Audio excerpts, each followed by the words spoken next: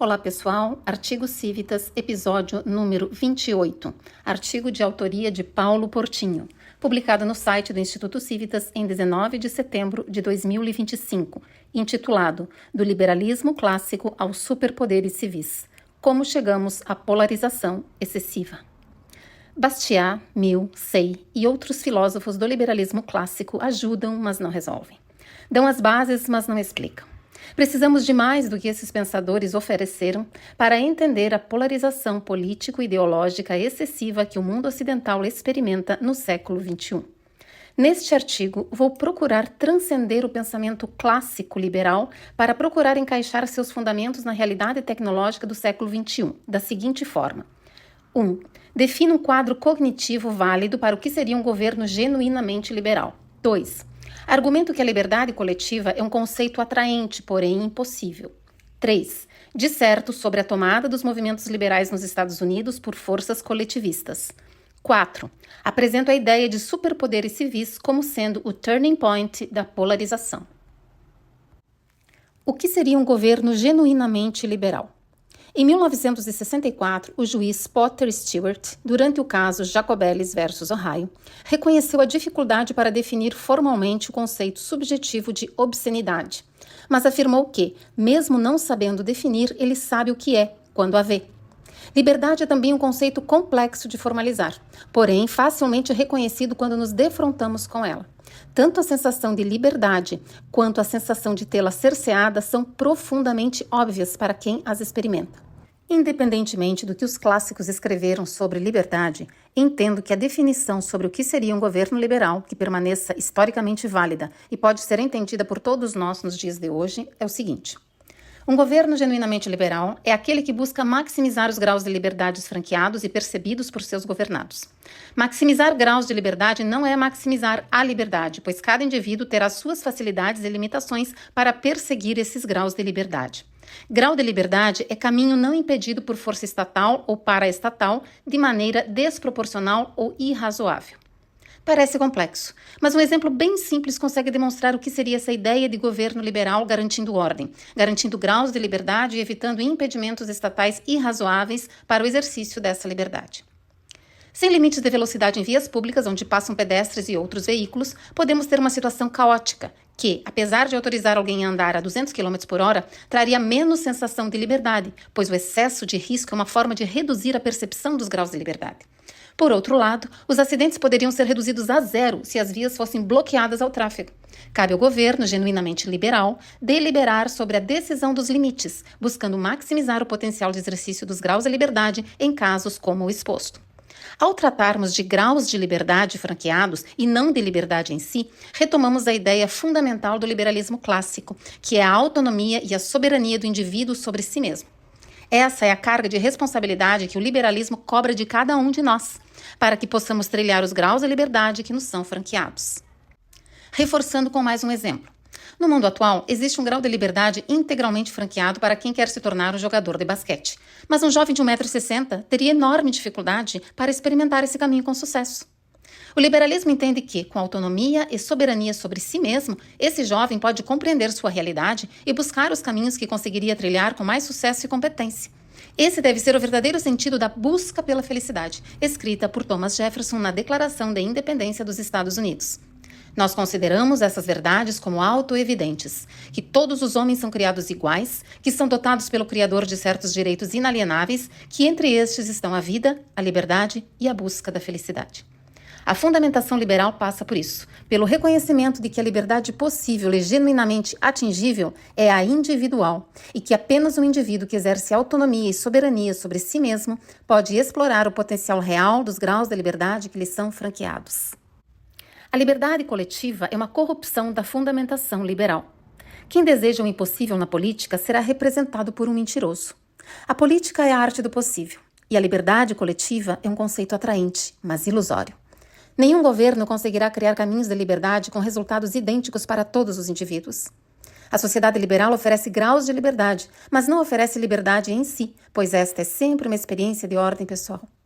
Uma pessoa com obesidade mórbida terá dificuldades maiores para usufruir de graus de liberdades bem simples, como se sentar confortavelmente em transporte público, passar pela roleta do ônibus ou até caminhar a um metrô próximo de sua casa. As limitações não são causadas pela coisa pública.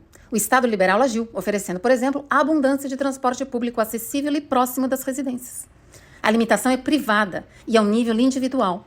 Cada um tem um grau de limitação que precisa ser reconhecido pelo exercício da autonomia e soberania sobre si mesmo. O governo liberal não é insensível às condições pessoais. Pelo contrário, se conseguir ampliar o potencial de exercício dos graus de liberdade das pessoas com dificuldades, sem reduzir de forma desproporcional e irrazoável o de todos os outros, poderá fazê-lo mantendo sua condição liberal. A decisão, por exemplo, de exigir de companhias aéreas a oferta de 2 ou 3 assentos para pessoas com obesidade, pagando o mesmo, traz externalidades negativas que podem, para o conjunto da sociedade, reduzir de forma desproporcional e irrazoável o potencial de exercício dos graus de liberdade dos outros cidadãos. Outro ponto sobre as vitórias coletivas é que elas nunca atendem a todos da mesma forma.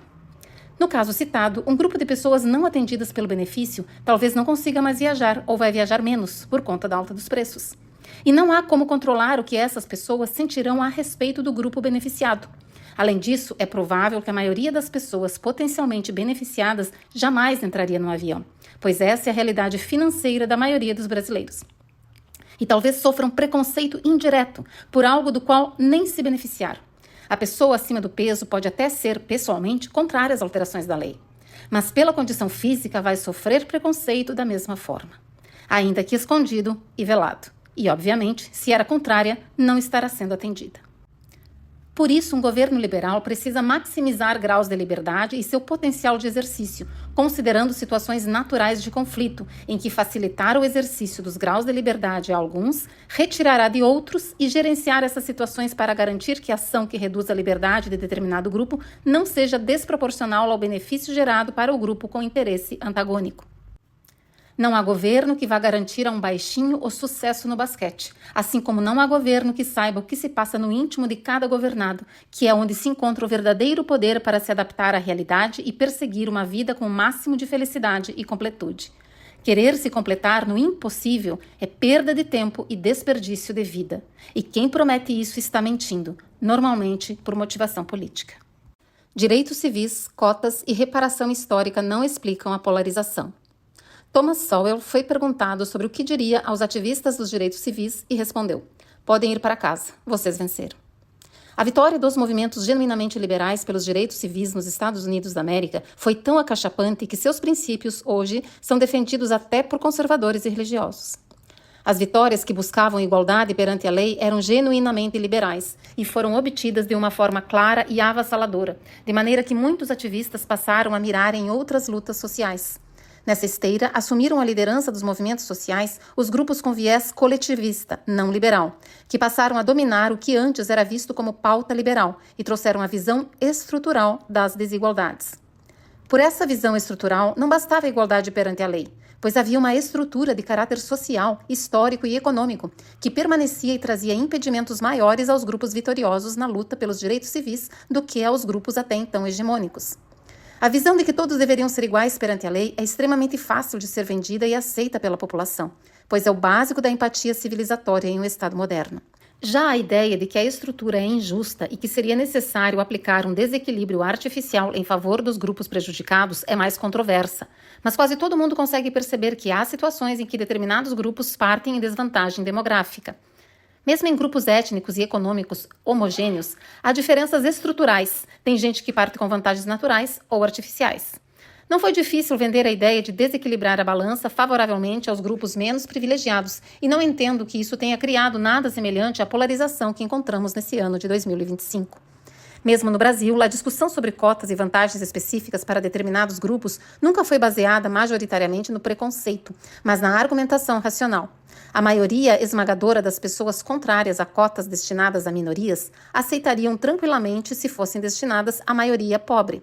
Curioso é que isso aplacaria em parte a luta de classes, porém não aplacaria a luta das minorias. Além disso, o que o grupo hegemônico perdia parecia pouco. Era apenas o destino de verbas públicas, parte do orçamento, que já é mal utilizado pelos governos. Em outras palavras, o grupo majoritário ou hegemônico não sentiria perda relevante e haveria potenciais ganhos com o custo baixo para a coletividade, ao grupo em desvantagem estrutural. É bem verdade que a política de cotas tem buscado se expandir para ambientes onde pode haver prejuízos desproporcionais, e isso tem potencial para gerar animosidades. Se um grupo que representa 2 a 3% da população ganha cota de 30% para receber altos salários como servidor público, evidentemente tem potencial para gerar questionamentos de quem está sofrendo exclusão desproporcional, além de estimular fraudes no sistema. Mas ainda assim, isso é incipiente e normalmente tende a ser barrado nos tribunais e na representatividade democrática. A alternância de poder costuma equilibrar essas questões. Não é isso que explicaria a polarização. Os superpoderes civis como elemento de desordem no tecido social. Entendo, pessoalmente, que a questão dos direitos iguais e a questão de promover desequilíbrio artificial para beneficiar econômica e socialmente grupos em desvantagem histórica, cotas e reparações, foram elementos de debates estruturantes nas sociedades ocidentais modernas.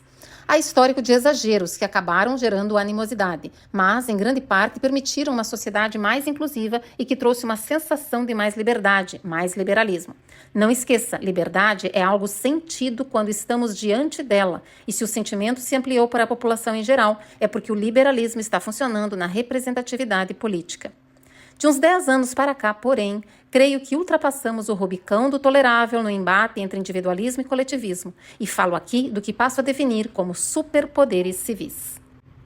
O que é um superpoder civil? É semelhante ao superpoder estatal em uma autocracia ou ditadura. São direitos desproporcionais e não meritórios que apenas um grupo detém e o resto deve se submeter. Um exemplo simples e para alguns polêmico pode elucidar essa questão. Quando passamos a tratar racismo como crime, a maioria das pessoas considerou razoável, até o momento em que se evoluiu para que o rigor da lei só fosse aplicado a um grupo racial. Quando se considerou crime discriminar pela raça ofertas de emprego, entendeu-se como uma medida justa, até o momento em que se percebeu que não haveria problema de oferecer emprego exclusivamente a um grupo racial, enquanto para outro valeria a letra da lei. Nos Estados Unidos, o uso da palavra com N é tratado como crime gravíssimo, se utilizada por um grupo étnico, com punições estatais, civis e paraestatais, e não há paralelo com nenhuma palavra que possa ofender o grupo hegemônico. Como a sociedade incorporou estas distinções em seu sistema de valores, tanto estatal quanto civil e paraestatal, o efeito é de conferir a um grupo poderes que o outro grupo não consegue acessar. E as redes sociais ampliaram muito a força desses superpoderes civis, pois as pessoas passaram a se expressar publicamente com mais frequência. Além disso, as ações e palavras passaram a ser denunciadas de forma orquestrada e em grande volume pelo que veio a ser chamado de justiceiros sociais. E a pessoa denunciada, via de regra, perdia a conta na rede social, o emprego, a liberdade ou mesmo sofria violência física. Reforça-se que a atuação aqui não é apenas governamental, mas principalmente privada. Em adição a esses superpoderes civis, construiu-se um aparato repressivo paraestatal amplamente utilizado no sentido de garantir a eficácia desses superpoderes. Algo que começou a se discutir abertamente nos Estados Unidos, neste ano de 2025, é o poder das ONGs para utilizar verbas públicas e influenciar nas discussões políticas no mundo inteiro, até no próprio Brasil. Centenas de bilhões de dólares sendo usados para financiar o desenvolvimento desses superpoderes civis ao redor do mundo. As ONGs, por definição, não são governamentais, mas utilizam verba pública, por isso funcionam na definição deste artigo como aparelho de repressão paraestatal. Aqui no Brasil, temos exemplos semelhantes, mas uma estrutura adicional, levemente diferente, se formou. As ONGs aproveitam que a legislação define crimes de forma genérica e acionam o judiciário para representar esses direitos coletivos e processar pessoas físicas e jurídicas de direito privado. Hoje, qualquer cidadão ou empresa pode ter sua vida financeira destruída por acusações de crimes de opinião. E se procurar se defender, encontrará uma luta desproporcional, pois não é mais privado versus privado, é o Estado contra ele, normalmente provocado por entidades não governamentais. Esse modelo é, provavelmente, o mais desproporcional contra a sociedade civil, pois quem é processado enfrenta um oponente com recursos ilimitados. O Estado pode passar décadas processando e não há custo, pois os salários serão pagos pelo orçamento. E se o Estado vencer, os advogados públicos receberão os honorários de sucumbência. Se perder, não terá perdido nada. Porém, o ente privado não tem recursos ilimitados e vai ser obrigado a considerar um acordo quanto antes, pois é a única forma de enfrentar a desproporcionalidade. E mesmo que vença ao final de anos, terá gasto milhões com advogados privados. E a entidade privada, ONG, que provocou a justiça, também não paga praticamente nada para ver seu direito de petição ser levado adiante pelo Estado, contra quem ela considera um inimigo.